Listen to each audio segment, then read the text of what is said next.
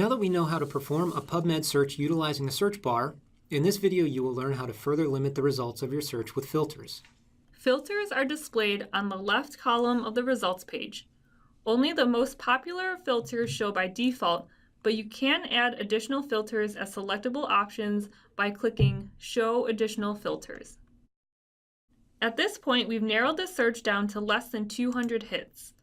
Let's say we're only interested in reading review articles or meta-analyses on this topic. We can use the filters to limit the search to these two article types.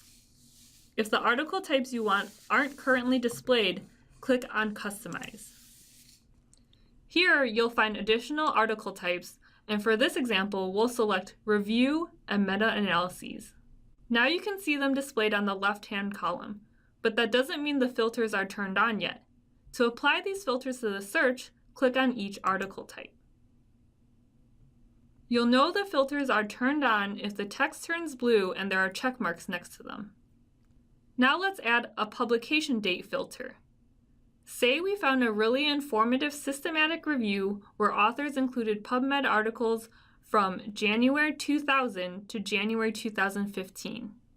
Instead of repeating their search and potentially finding the same articles, now we want to see if recent clinical trials have come out since their publication. We can modify the article types to clinical trials.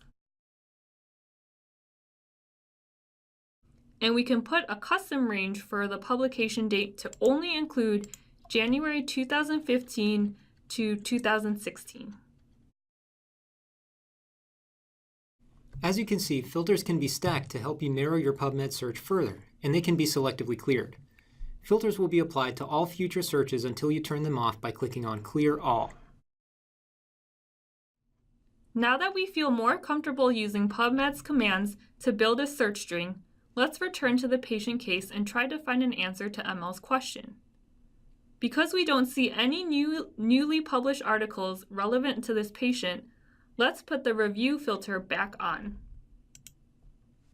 At this point, we've narrowed our search from over 1,300 hits using free text to 40 hits by using the commands covered in these videos.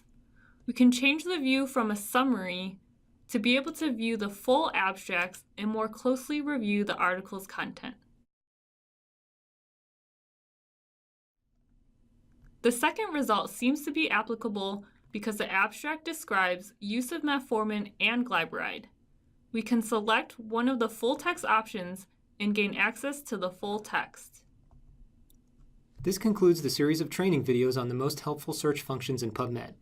When used wisely, these commands can help you expand your search to include more results when you need greater sensitivity, or narrow your search to include fewer results when you need greater specificity. We hope you found this training useful and encourage you to practice to familiarize yourself with searching PubMed.